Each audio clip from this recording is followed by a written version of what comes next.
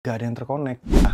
Dan itu 40% dari uang produksi, biasanya ke orang penengah, ekstras atau yang lebih kecil-kecil, itu mereka kadang-kadang digajinya kecil banget. Dipotong lagi. Terus dibayarnya telat lagi, kerinduan. Gimana ya? Ini dunia perfilman kita, entertainment, makin pesat pertumbuhannya. Itu masuk ke smart contract. Smart contract-nya. Jadi pada saat di-approve, langsung kita bind di smart contract menjadi satu kontrak.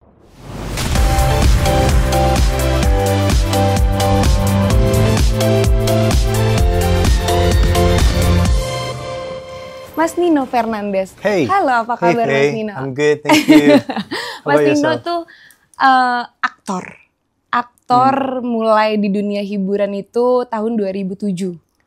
Betul kan? Itu waktu itu sama Mas Tengku Wisnu ya kalau nggak salah. Wow, lama banget ya. Lama banget ya 2007 ya. Jadi 2007. Kayak ketara usianya. Jadi malu. Saya masih 21. Oke. Berarti samaan sama Faye juga 21. Masa sih? Gitu. Enggak sih sebenarnya. Oke. 2007 masuk ke dunia hiburan, terus setelah itu 2009 mulai masuk ke dunia acting. Betul. Waktu itu filmnya itu Coklat Strawberry ya kalau nggak salah ya. Iya. Judulnya. Terus currentnya nih di 2024 tuh aku juga sempat nonton web series Mas Nino. Ratu Adil. Ratu Adil. Yay. Jadi suaminya. Shout out. Itu keren banget, populer banget ya Mas. Iya, thank you. Emang produksinya gila-gilaan. Gila banget. Iya bener. Waktu itu jadi suaminya Dian Sastro ya Mas Nino ya waktu itu. Nah Mas, kan Mas Nino ini dari aktor, terus sekarang tuh merambah ke dunia bisnis. Which is Mas Nino itu sekarang jadi salah satu CEO dari Kru ya. Betul. Platform untuk industri film, tapi dibangun di atas teknologi blockchain Mas Nino. Nah itu sebenarnya goals dari Krunya itu tuh apa sih? Terus boleh dikasih tahu nggak sih sebenarnya Kru itu tuh kayak berbasis blockchain-nya tuh kayak gimana gitu Mas Nino? Jadi awal mulanya ya, kerja di dunia entertainment, dunia film terutama, itu udah ngerasain banget yang namanya sedih dan senangnya, pedihnya juga. Tapi yang paling penting adalah pain points-nya ini. Kayak poin-poin sakitnya di mana sih yang gue rasain. Dan itu sampai sekarang juga masih gue rasain pada saat kemarin syuting.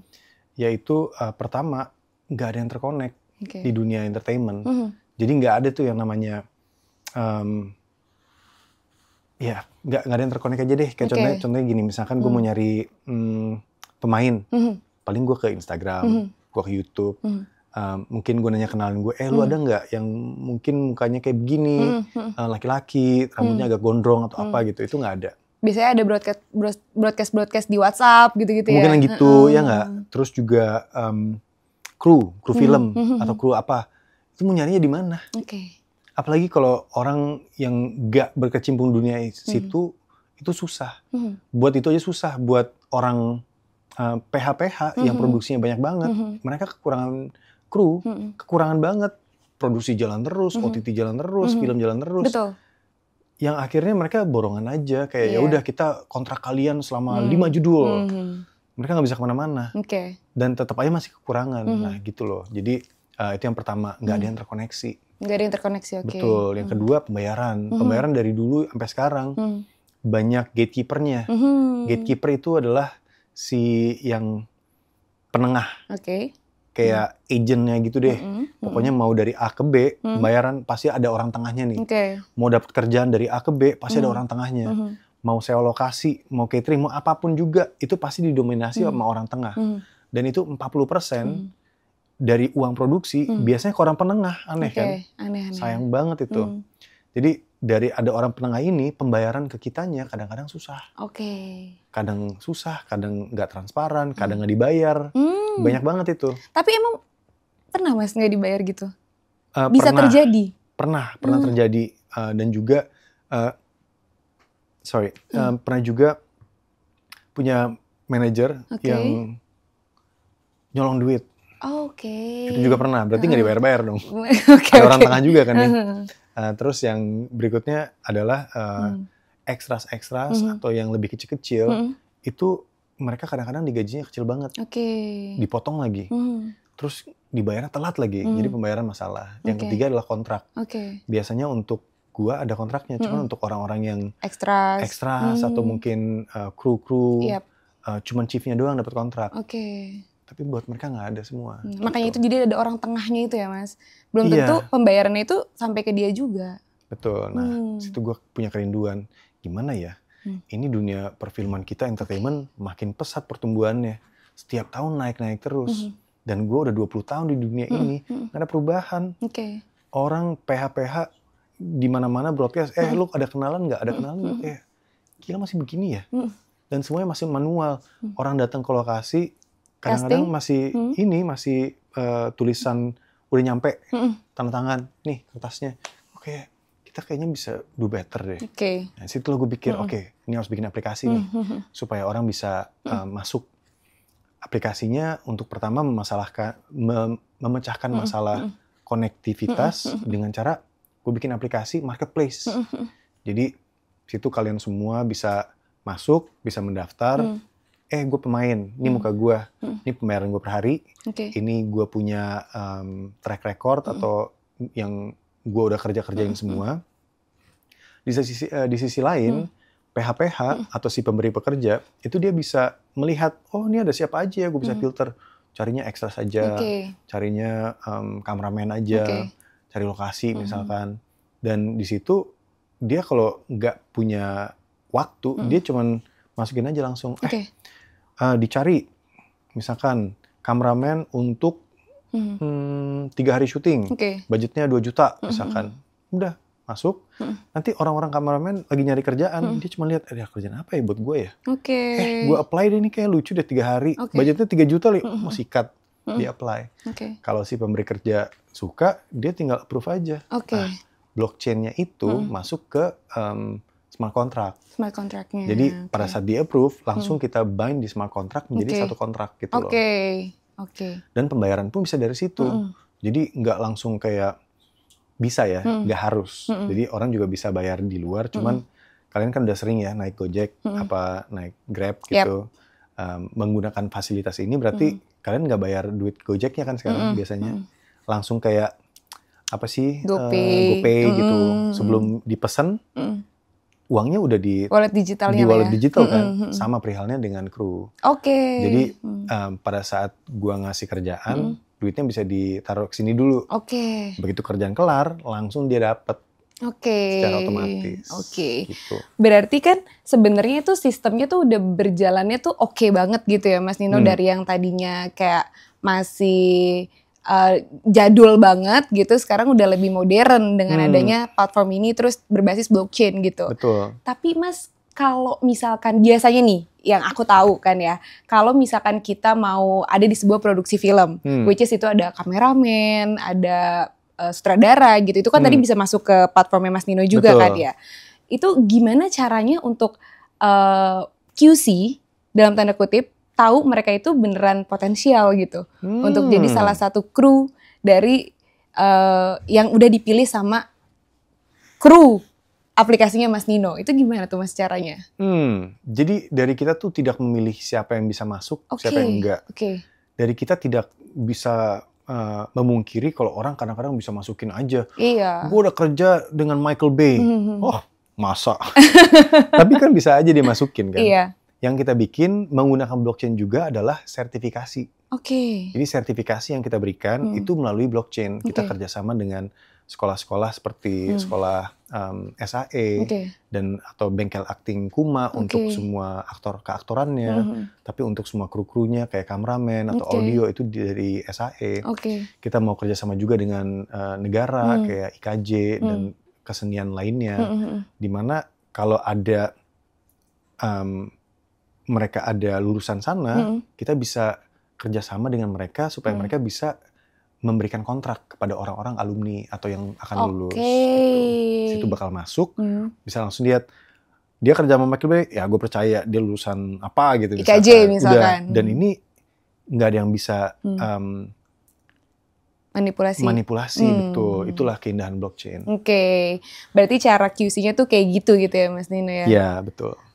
Mas, itu kan kalau misalkan soal kru dari film gitu kan. Kalau talent tuh ada nggak sih Mas di dalamnya? Jadi kayak milih extras mungkin atau milih pemeran utama atau kayak ada. Jadi luas orang yang ekstras kan banyak banget ya. Dan ini kayaknya bakal dipakai banget sama ekstras dan juga mungkin pemeran-pemeran lainnya. Mereka masuk cuman tinggal registrasi 3 menit dan bisa masukin semua kelengkapannya, upload foto, jadi bisa langsung terekspos, bisa langsung terdeteksi dari semua PH-PH. Dengan ekstras ini, pas mereka masuk, keindahannya kalau pakai kru, nggak ada middleman lagi, nggak ada gatekeeper, nggak ada agency. Yang tadi orang tengah itu ya Mas? Betul, jadi pembayaran bisa langsung ke dia. Dan PH-PH juga bisa senang. Akhirnya mereka bisa melihat ekstras yang datang itu benar atau enggak. Apakah benar dia atau enggak gitu. Dan pembayaran bisa langsung, jadi dia juga happy, dapat uang lebih. Gitu. Berarti kalau misalkan setelah mereka udah kirimin CV-nya, istilahnya gitu lah ya, CV-nya atau portofolionya mereka, baru nanti di QC-nya mereka datang ke lokasinya langsung. QC, tadi ngomongin QC itu tadi yang lupa, maaf. Jadi balik sedikit, QC untuk ekstras atau pemain, kita kerjasama dengan sekolah film. Kayak Bengkel Akting Kuma, kan situ banyak banget alumni-alumni yang sudah tenar banget sekarang di dunia perfilman, terus Rumah Peran Indonesia, contoh aja. Terus kita juga kerja sama dengan Asosiasi Casting Indonesia, di mana kita memberikan mereka kebebasan, memberikan sertifikasi kepada alumni-alumni atau yang kedepannya akan ada workshop. Dari mereka biasanya workshopnya bagus banget, jadi nggak sembarang orang kita bisa kasih peranan untuk memberikan sertifikasi. Hanya yang sudah kita kurasi dan kita sudah KYC, kita sudah lihat orang-orangnya dan programnya seperti apa. Gitu sih. Jadi begitu dapat, orang bisa, dia lulusan Bengkel Akting Kuma. Ini kayaknya ekstrasnya keren banget deh. Dan kita mau ngadain workshop juga keliling Indonesia nanti untuk onboarding all the extras. Berarti bukan cuma ekstras aja, tapi pemeran utama juga bisa masuk ke situ juga, Mas? Bisa, semuanya bisa. Semuanya bisa. Pokoknya lebih modern lah gitu ya. Betul. Mas Nino, ini kebetulan nih kayak menurut aku kayak gayung bersambut. Kenapa tuh? Karena Indolux tuh juga punya festival film kan. Oh ya? Iya, punya festival film dan tahun ini 2024 itu udah tahun ke-6. Wow. Ini diselenggarakan. Selamat. Iya, kenapa aku bilang kayak gayung bersambut, karena Indolux bikin eventnya. Terus tiba-tiba Mas Nino CEO dari Kru, platform yang which is itu di bawah teknologi blockchain gitu kan. Pas banget ya. Pas banget gitu. Nah, aku sekarang mau tanya ke Mas Nino, itu gimana sih Mas? Kan tadi kan udah Mas Nino jelasin cara QC-nya. Kalau misalkan cara untuk mereka masuk ke Kru, itu tuh gimana caranya gitu. Terus apa sih project-project apa aja yang mereka tuh bisa apply untuk di Kru ini gitu. Mungkin dari tadi kan krunya tuh dari sutradara dan lain-lain, terus ada ekstras, terus ada pemeran utama juga. Terus apa aja sih Mas Nino kira-kira? Sebenarnya dari Sabang sampai Merauke sih. Dari semua pekerja di film bisa masuk. Tapi memang sekarang ini fokusnya kami untuk awal adalah untuk semua kru member dulu untuk pada saat produksi, bukan pre-production atau post-production. Literally pada saat produksi. Jadi semuanya bisa masuk, peran utama, peran pembantu, ekstras gitu. Kedepannya kita bakal bikin ada catering, ada lokasi. Cuman saat ini kita fokusnya ke produksinya dulu. Kalau kita ngomongin soal kru film, Mas Nino, itu kan ada triangle ya yang disebut produser, penulis, sama satu lagi tuh sutradara, ya kan? Nah, triangle itu apakah dengan si platform Kru ini mereka menggunakan tools-tools yang ada di sistem Web3 atau mungkin kayak AI atau yang lainnya, atau sebenarnya setelah mereka direkrut melalui Kru, mereka tetap mengerjakannya melalui sistem Web2 gitu, Mas Nino? Boleh tolong dijelasin nggak, Faye? Maksudnya kayak gimana? Mas, kalau misalkan dari produser, mungkin dari produser gitu ya, itu kan membawahi semua kebutuhan produksi. Mulai dari pemilihan talent, terus pemilihan kru, dan bikin desain produksinya gitu. Terus kalau misalkan sutradara tuh mereka harus in charge di dalam kegiatan produksinya. Betul. Iya kan? Mereka harus tahu frame by frame dan sebagainya. Begitupun penulis. Penulis juga membuat rangkaian naskah yang untuk mereka gimana sih jadi film ini tuh hidup gitu ya. Mereka itu kan selama ini masih menggunakan Web2 atau mungkin kita bisa bilang internet gitu. Untuk connecting satu sama lain. Kayak tadi Betul. Mas Nino sebutkan, kalau misalkan broadcast tentang talent, mereka menggunakan WhatsApp atau mungkin aplikasi yang lain gitu. Apakah dengan kru ini, mereka diarahkan juga untuk pakai tools yang ada di Web3? Mungkin kayak AI, mungkin penulis bisa ada tools, pakai tools AI atau gimana tuh? Masuk ke sana. Thank you penjelasannya, Faye. Iya, jadi kedepannya kita memang bakal gunain AI. Good question. AI kan lagi marak banget nih. Ya kayak, wah ini keren banget teknologinya.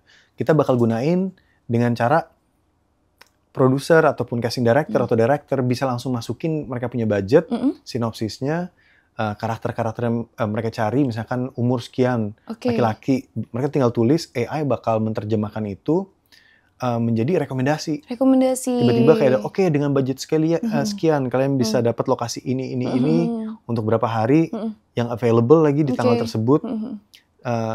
Rekomendasi pemain-pemainnya, ekstrasnya semua jadi ada. Within the budget. Jadi mereka nggak cari satu-satu. Gitu. Itu AI yang bisa terlihat banget. Tapi teknologi Web3-nya, which is blockchain, itu underlying biasanya. Itu tidak terlalu visible. Jadi kelihatannya masih kayak Web2, tapi kita menggunakan teknologi blockchain. Mas, tadi kan Mas Nino bahas soal budget gitu ya. Tadi dimasukin budget dan sebagainya. Mungkin nggak sih Mas kalau misalkan di kru ini, nanti penggajian dari ekstras yang tidak ada orang tengah atau orang ketiga gitu, itu nantinya pakai teknologi kripto. Mungkin Bitcoin, someday. Kalau di Argentina